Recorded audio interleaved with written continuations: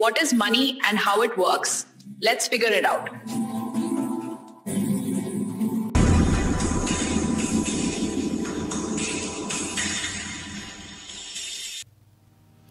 कभी ना कभी हमारे जहन में एक सवाल आता है कि what is money, how it works, पैसा है क्या और पैसा काम किस तरह से करता है, इसकी वैल्यू डिसाइड कैसे होती है। ये सब सवाल तब पैदा होते हैं जब हम इसको समझने की कोशिश करते हैं। और ये अगर देखें तो बड़ा सिंपल सवाल है, लेकिन क्या इसका जवाब उतना सिंपल है, तो उसको आज समझते हैं। लेकिन उससे पहले हमें थोड़ा सा इस सवाल को ब्रेक डाउन करना पड़ेगा। उसके लिए सबसे पहले ये देखते हैं कि व्हाट इज़ मनी, पैसा है क्या। अब इसका वन लाइनर अगर मैं बात करूँ तो वो हमें किसी हद तक मिल जाता है कि it's a medium of exchange, जो कि हम एक कॉन्ट्रैक्ट है जिसे हम नोट कह सकते हैं, उसको हम इस्तेमाल करते हैं कोई भी चीज़ ख़रीदने के लिए। ठीक है, ये तो मुझे समझ आ गया। बट अगर मैं इसकी थोड़ी सी डेप्थ में जाऊँ, आम बंदे के लिए इतना काफ़ी है कि जी मैं काम करूँगा, पैसा कमाऊँगा और जो मुझे ज़रूरत है उस पैसे से मैं वो ख़रीदूँगा। अब इतना तो समझ आ गया। लेकिन अगर आपने इसको समझ लें कि पैसा असल में है क्या, फिर काफ़ी सवाल आते हैं। फिर आप ये भी सवाल पूछते हैं कि इसकी वैल्यू डिसाइड कौन कर रहा है। तो फिर आप कॉमन सेंस, लॉजिक इस्तेमाल करते हैं और आप कहते हैं कि यार इसके पीछे कोई फार्मूला होगा जो कि डिसाइड करता होगा कि ये एक्सचेंज रेट इस करेंसी का है स्पेसिफिकली, और जनरली जो ग्लोबल इकोनॉमी है उसके पीछे कोई ना कोई कैलकुलेशंस होंगी। आप उसके पीछे जाते हैं। तो आज उसके बारे में हम थोड़ी सी बात करते हैं। जिस तरह हमने बात की कि it's a medium of exchange, पैसे को उतना ही रहने देते हैं। लेकिन हम थोड़ा सा ना ज़रा हिस्ट्री में जाते हैं कि हिस्ट्री में कौन से सिस्टम्स हैं जो कि इस्तेमाल होते रहे हैं। आज के दौर में अगर हम देखें तो हम किसी हद तक पेपर मनी इस्तेमाल करते हैं, लेकिन हम देखते हैं कि हम काफ़ी हद तक कैशलेस भी हो चुके हैं। बहुत से कंट्रीज़ हैं जो कि बिल्कुल उन्होंने कैश ख़त्म कर दिया है। आप अपने कार्ड्स, बैंक अकाउंट्स इस्तेमाल करते हैं और काफ़ी पाथवेज हैं आपके पास जहाँ से आप चीज़ें ख़रीद सकते हैं, बेच सकते हैं। ये सारा कुछ मतलब डिजिटल हो चुका हुआ है। लेकिन इससे पहले ऐसा नहीं था। ये डिजिटल दौर तो आज हम देख रहे हैं। पेपर मनी भी आज वैसे बहुत ज़्यादा कॉमन है।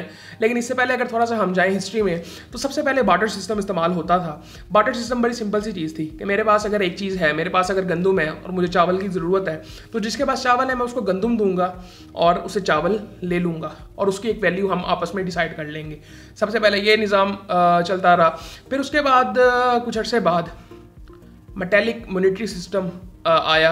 अब इसमें क्या था, कुछ प्रीशियस मेटल्स थे जिसमें गोल्ड, सिल्वर, कॉपर और भी काफ़ी मेटल्स थे जो कि इस्तेमाल होते रहे। इवन शेल्स भी जो कि एज अ मनी ट्रांजैक्शन के लिए इस्तेमाल होते रहे। और आपको अगर कुछ ख़रीदना है तो आपको कमाई, मतलब आप अगर काम कर रहे हो तो आपको कमाई में वो मेटेलिक कॉइन्स मिलते थे और फिर आप उससे ख़रीदो फरोख्त करते थे। फिर ये चलता रहा। फिर उसके बाद हम पेपर मनी पे आ गए, जो कि आजकल हम देखते हैं नोट्स या सिक्के भी इवन। फिर हम इस पे आ गए। ये हिस्ट्री थी अब उसकी। लेकिन इसके अलावा भी हमें कुछ समझने की ज़रूरत है। अब वो क्या ज़रूरत है कि हम देखते हैं कि US डॉलर मतलब एक ग्लोबल रिजर्व करेंसी है जो कि बैक करती है दुनिया की सारी करेंसीज़ को। ये क्यों ऐसे है, इसको थोड़ा सा समझते हैं। वर्ल्ड वॉर 2 के बाद US ने कहा, अच्छा वर्ल्ड वॉर 2 से पहले जो गोल्ड था ना वो एक रिजर्व एसेट था जिस पे करेंसीज बेस करती थी। तो वर्ल्ड वॉर 2 जब US जीता और उसने कहा कि यार मेरी इकोनॉमी देखो, मैं हर तरह से सबसे बड़ा हूँ, मेरे पास गोल्ड सबसे ज़्यादा है। वो एक डेमोक्रेटिक वे में एक चीज़ डिसाइड की गई कि एक एवोल्यूशन था इस सिस्टम का, कि जहाँ पे अगर आप देखें तो रिजर्व करेंसी अगर कोई मतलब ये पेपर मनी अगर हो जाती है, क्योंकि अगर वो गोल्ड को आप देखें ना तो वो एवोल्यूशन वो कितनी चल जाती, वो इतनी स्टेबल वे में वो मैनेज की नहीं जा सकती थी। खैर US डॉलर्स को रिजर्व करेंसी बना दिया गया और वो लेकिन गोल्ड उसको बैक कर रहा था उस वक्त। मतलब एक वैल्यू डिसाइड की गई थी अगेंस्ट गोल्ड, उतने ही डॉलर्स प्रिंट कर सकता था US। लेकिन 1970 में उन्होंने ये जो लिमिट थी वो अपने ऊपर से हटा दी। उन्होंने कहा कि यार अब ज़रूरत ही नहीं है, गोल्ड की तो अब ज़रूरत ही नहीं है, हमारी इकोनॉमी इतनी बेहतर है, दुनिया मतलब इस्तेमाल कर रही है ट्रेड के लिए हमारी इकोनॉमी, तो इसकी कोई ज़रूरत ही नहीं है। सो खैर दुनिया इस चीज़ में मान गई। अब मान क्या गई, ये एक बदमाशी भी एक तरह से थी, क्योंकि यूएस हर तरह से, स्पेशली अगर मिलिट्री वे में अगर देखें तो वो बहुत ताकतवर था, बाकी दुनिया के लिहाज से टेक्नोलॉजिकली हर तरह से वो बहुत आगे तेज़ी से बढ़ रहा था, और बहुत सी चीज़ें थी जिसमें यूएस से मुकाबला करना आई थिंक कोई कर ही नहीं सकता था कोई मुल्क मुकाबला। तो है जो यूएस चाह रहा था वो होता था। 1970 में ये भी हो गया, लेकिन फिर हमने 2008 का क्राइसिस देखा। अब उसकी सबसे बड़ी वजह क्या थी? उसकी सबसे बड़ी वजह आई थिंक मेरे ख्याल से, मैं उसको जितना समझ सकूँ, वो एक लालच थी। वो लालच क्या थी कि यूएस डॉलर्स को आपने मार्केट में फेंकना था, लोगों को दिया कि जाके घर खरीदें मॉर्गेज की फॉर्म में, और लोगों ने घर खरीदे, लेकिन उन लोगों ने खरीदे जो कि उसको पे बैक नहीं कर सकते थे, और at some point market crash कर गई, क्योंकि आपने उसके पीछे कोई सिस्टम ही नहीं रखा था कि कौन किसको कितना लोन देना है। उस वक्त उसके पीछे कोई सिस्टम ऐसे थे ही नहीं।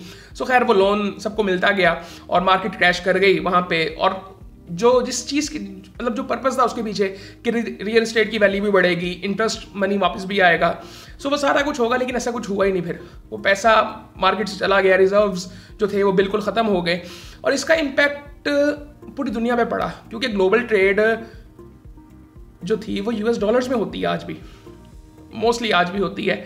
सो अब आज हम देख रहे हैं कि वर्ल्ड ऑर्डर चेंज हो भी रहा है, लेकिन उस वक्त ना थोड़ा सा मतलब आप यहाँ पे देखेंगे तो इसके पीछे कोई फंडामेंटल्स तो नहीं है, कोई कैलकुलेशंस नहीं है, कोई फार्मूला नहीं है जो डिसाइड कर रहा है इसकी वैल्यू। अब ये सिर्फ ट्रस्ट की बेस पे था कि यूएस डॉलर्स को लोग ट्रस्ट करते थे। अब उस वक्त ऐसे नहीं हुआ था कि यूएस डॉलर्स की वैल्यू गिर गई थी, वो एकदम मार्केट क्रैश की थी, लेकिन वो रिकवर आने वाले कुछ सालों में की ग्रेजुअली, और सिस्टम्स बनने शुरू हुए। आप आजकल जो देख रहे हैं फाइनेंशियल मार्केट्स में और इंस्टीट्यूट्स आजकल आप देखें तो कितने मॉडर्न हैं, कितने ज़बरदस्त सिस्टम्स हैं हर चीज़ के लिए।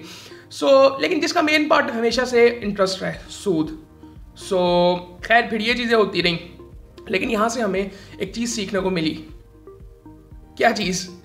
और आने वाले टाइम में हमें ये चीज़ें मतलब सीखने को ये चीज़ मिली कि लालच बुरी बुला तो है, लेकिन इसके पीछे अगर आप ये देखें तो फंडामेंटल्स अभी हमें मिले नहीं हैं, और अभी हमें इसका आंसर नहीं मिला कि ये पैसा काम किस तरह से कर रहा है।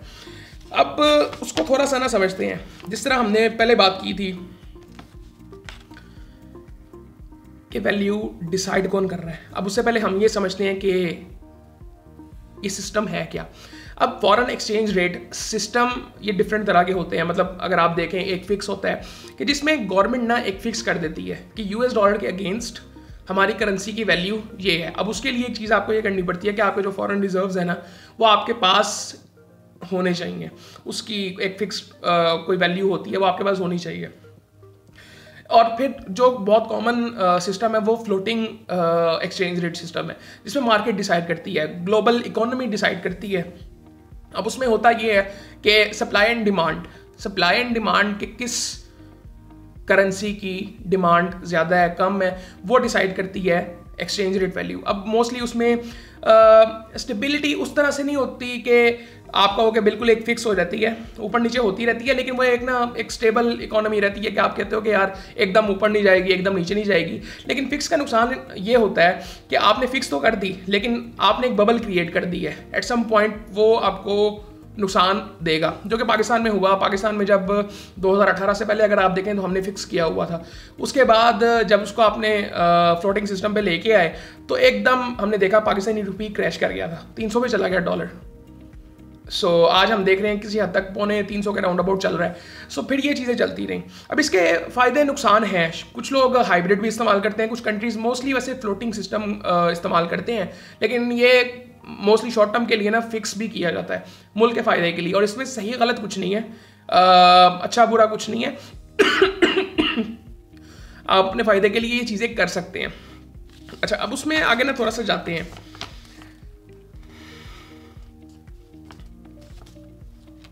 अब यहाँ से हमें ना एक सवाल यहाँ पे पैदा होता है क्लियरली, जिसका आंसर हमें किसी हद तक मिल गया है कि इसकी वैल्यू, एक्सचेंज रेट की वैल्यू डिसाइड कौन कर रहा है। अब अगर मैं इसको वन लाइन में आपको बताऊं ये सिस्टम्स हैं और ये सप्लाई एंड डिमांड डिसाइड कर रही है कि इसकी वैल्यू क्या होगी। अब सप्लाई एंड डिमांड पे इन्फ्लुएंस किस चीज़ का है, ये बड़ी इंपॉर्टेंट चीज़ है। अब आप कहेंगे इसके पीछे कोई कैलकुलेशन होगी, कोई मैथमेटिकल इक्वेशन होगी या फॉर्मूला होगा, ऐसा नहीं है। इसके पीछे जियोपॉलिटिकल इन्फ्लुएंस है, दैट्स इट। कोई फॉर्मूला नहीं है इसके पीछे। सो यहाँ से काफ़ी सवाल खड़े होते हैं, लेकिन दुनिया की इकोनॉमी फिर चलती इस तरह से है। लेकिन फिर एक सवाल ये आता है कि आइडियली क्या होना चाहिए। मेरा जहन भी कहता है, आप भी सोचते होंगे तो आपके जहन में भी ये चीज़ आती होगी कि क्या ऐसी चीज़ हो सकती है कि इसके पीछे कोई फंडामेंटल्स होने चाहिए, कोई एसेट बेस्ड रिसोर्सेज की बास्केट होनी चाहिए जो कि डिसाइड करे कि इस करेंसी की वैल्यू इसके मुताबिक ही है, ना कि वो सप्लाई एंड डिमांड पे डिसाइड हो, जिसका इन्फ्लुएंस मतलब जिस पे इन्फ्लुएंस जियोपॉलिटिक्स का है। और जियोपॉलिटिक्स में हम देखते हैं कितनी फजूल सी चीज़ें हैं, मीडिया आजकल का किस तरह का है। सो वो तो आई थिंक हम सब जानते हैं कि जियोपॉलिटिक्स में होता गया है। अब उसमें ना एक दो चीज़ें हो सकती हैं इसके सोल्यूशन में, वो पता नहीं कभी होंगी कि नहीं। लेकिन अगर फॉर एग्जांपल हम सोचें तो इसकी स्टेबिलिटी के लिए अगर हमें कुछ फंडामेंटल्स बनाने पड़े तो हम कैसे बनाएंगे। मुझे लगता है कि कुछ कॉमन चीज़ें होंगी, हैं बिल्कुल। आप उसे नेचुरल रिसोर्सेज कह सकते हैं दुनिया भर में, हम उसे नॉन नेचुरल रिसोर्सेज भी कह सकते हैं।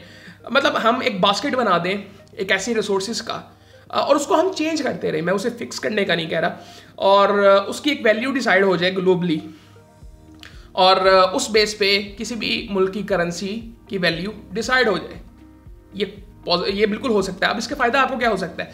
मुझे जो इसका सबसे बड़ा फ़ायदा नज़र आता है वो ये आता है कि स्टेबिलिटी बहुत ज़्यादा बढ़ जाएगी और एक क्लैरिटी हर मुल्क को मिल जाएगी कि हमने आने वाले टाइम में किस चीज़ में इन्वेस्ट करना है। फॉर एग्जांपल आर्टिफिशियल इंटेलिजेंस आज हम देख रहे हैं। फॉर एग्जांपल अगर 10 साल पहले, आज से 20 साल पहले उस बास्केट में एक एसेट, थियोरेटिकल एसेट हम कह सकते थे कि जिसमें अभी इंटरनेट पे एक प्रोडक्ट बना के, डिजिटल प्रोडक्ट बना के उसको रख दिया जाता कि इंटरनेट पे अब दुनिया काम करे, इस पे इन्वेस्ट करे, टेक्नोलॉजी में इन्वेस्ट करे, फिर लोग आर्टिफिशियल इंटेलिजेंस में इन्वेस्ट करें, और जो इसमें आगे आने वाले टाइम में बेहतर होता रहेगा, जिसकी एक्सपोर्ट्स ज़्यादा होंगी, उस बेस पे जिसके पास एसेट्स उस टेक्नोलॉजी में या उस फील्ड में, उस इंडस्ट्री में ज़्यादा होंगे, उस बेस पे उसकी करेंसी की वैल्यू डिसाइड की जाएगी। ये चीज़ें बड़ी पॉसिबल हो सकती हैं। इस पे आई थिंक काफ़ी डिटेल में बात हो भी सकती है। लेकिन इसके साथ साथ ना मैं एक चीज़ चाहता हूँ कि अगर फॉर एग्जांपल इस वक्त USD रिजर्व करेंसी है, ये क्यों नहीं हो सकता कि वर्ल्ड बैंक एक कॉमन, एक यूनिक सी करेंसी प्रिंट करे जिसमें US डॉलर भी उसके अंडर आए, और वो सबको एक लिमिटेड अमाउंट ऑफ करेंसी वो दे, जिसकी बेस पे हम सब अपने अपने मुल्क के, मतलब पाकिस्तान उस बेस पे अपनी करेंसी की वैल्यू डिसाइड करे, इवन USD भी उसके अंडर आए।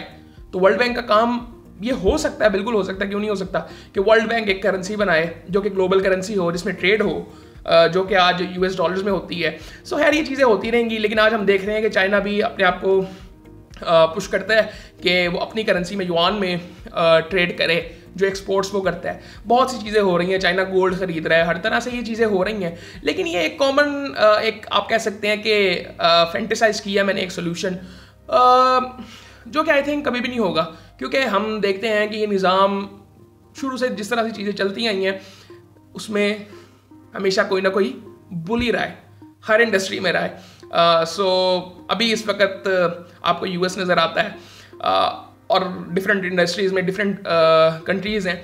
सो खैर ये चीज़ें चलती रहेंगी। होपफुली कभी इतना, मतलब अगर ये इस तरह की चीज़ें हो जाएं जो कि बिल्कुल डेमोक्रेटिक वे में, जिसमें हर चीज़ साफ़ सुथरी हो, तो ये दुनिया जन्नत ना बन जाए। सो ये काफ़ी ऐसी चीज़ें जो कि हो सकती हैं, बट ये बस हम आई थिंक फैंटेसाइज कर सकते हैं। वरना अगर ये सारी चीज़ें इधर होती, सब कुछ इधर ठीक होता, तो फिर ये जन्नत होती। सो बस उम्मीद कर रहे हैं लेकिन चीज़ें बेहतर हों, और हो सकती हैं। लेकिन इसमें जो सबसे ज़्यादा इंपॉर्टेंट फैक्ट है वो इंटरेस्ट का है। इंटरेस्ट ने मार्केट को गंदा किया हुआ है। आइडियली खैर इसमें अब बहुत सी बातें की जा सकती हैं, लेकिन हमें आज ये समझ आ गया कि इसके पीछे कोई फंडामेंटल्स नहीं है। पैसा काम किस तरह से करता है हमें पता चल गया है, सप्लाई एंड डिमांड जिस पे इन्फ्लुएंस होता है जियोपॉलिटिक्स का। लेकिन इसके सोल्यूशंस हैं जो कि बन नहीं पाते कभी, क्योंकि अगर बन जाएंगे तो चीज़ें क्लियर हो जाएंगी। अगर क्लियर हो जाएंगी तो सब तरक्की करेंगे। सो फिर गरीब गरीब नहीं रहेगा, अमीर अमीर नहीं रहेगा। सो आई थिंक वो सारी चीज़ें हैं। और इसके अलावा आप इस पर क्या राय अपनी रखते हैं वो ज़रूर मुझे बताएं, और बाकी फिर आपसे बाद में बात होती है।